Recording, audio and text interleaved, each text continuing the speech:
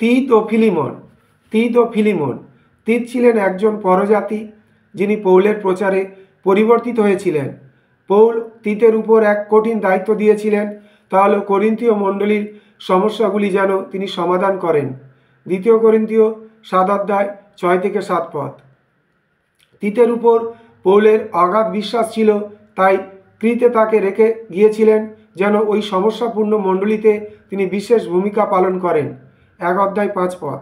তিতকে তাই একজন সমস্যা সমাধানকারী ব্যক্তি বলা হয়। তিনি কঠিন সমস্যাগুলি দৃঢ়তার সাথে মোকাবিলা করতেন।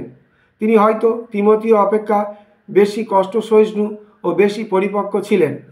এই পত্রটিতে আছে ব্যবহারিক জীবনের নানা উপদেশ ও ভ্রান্ত শিক্ষার বিরুদ্ধে সতর্কবাণী। এখানে মূল শিক্ষার মধ্যে আছে ব্যক্তিগত জীবনের জন্য পরামর্শ, পালকীয় কাজের দায়িত্ব ও কর্তব্য অনুযোগ। এছাড়া বিশেষ জোর দেওয়া হয়েছে সৎকার্যের উপর। ফিলিমন হলো বিনতির একটি সুন্দর পত্র। এখানে ফিলিমনকে অনুরোধ করা হচ্ছে যেন তিনি পলাতক দাস অনিসিমের দোষ ক্ষমা করে পুনরায় তাকে গ্রহণ করেন। ফিলিমন একজন ধনী ও সম্ভ্রান্ত ব্যক্তি ছিলেন। সম্ভবত তিনি পৌলের দ্বারাই পরিবর্তিত হয়েছিলেন। এখানে অনিসিমের পরিবর্তিত জীবনের সাক্ষ্য এবং তাকে ক্ষমা করবার জন্য কাকুতি নিবেদন করা হয়।